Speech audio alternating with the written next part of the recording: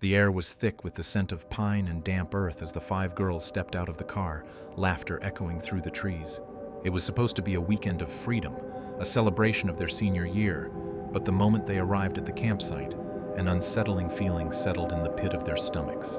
A red truck, parked at the edge of the clearing, caught their attention. Its engine idled softly, a low growl that seemed to vibrate through the ground beneath their feet. "Who drives a truck like that out here?"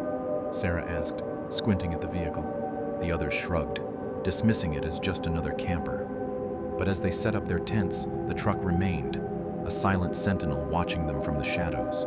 As night fell, the girls gathered around the fire, roasting marshmallows and sharing ghost stories. But the laughter faded when Emily, the most sensitive of the group, suddenly went pale. "I saw someone in the woods," she whispered, her voice trembling. "A man. He was just standing there, watching us." "Stop it, Em," Rachel scoffed, rolling her eyes. "You're just trying to scare us." The others laughed, but Emily's eyes darted nervously to the tree line, where the darkness seemed to pulse with a life of its own. The next morning, the sun rose reluctantly, casting long shadows that stretched across the campsite. As the girls prepared for a hike, Emily couldn't shake the feeling of being watched. She glanced toward the red truck, now empty, and felt a chill run down her spine. "Let's go," Rachel called, her voice bright and carefree. But as they ventured deeper into the woods, the atmosphere shifted. The trees loomed taller, their branches twisting like skeletal fingers. Emily lagged behind, her heart racing, convinced that something was wrong. Hours later, they returned to the campsite, breathless and exhilarated, but the joy was short-lived. "Where's Sarah?" Rachel asked, her brow furrowing. They searched the area, calling her name, but the only response was the rustling of leaves. Panic set in as they realized Sarah was gone. "She must have gone back to the truck," Emily suggested, but deep down she felt a gnawing dread. That night, as they huddled together in their tent, Emily couldn't sleep. The memory of the man haunted her, and she finally whispered, "What if he took her?" "Stop it!" Rachel snapped. "You're being ridiculous!"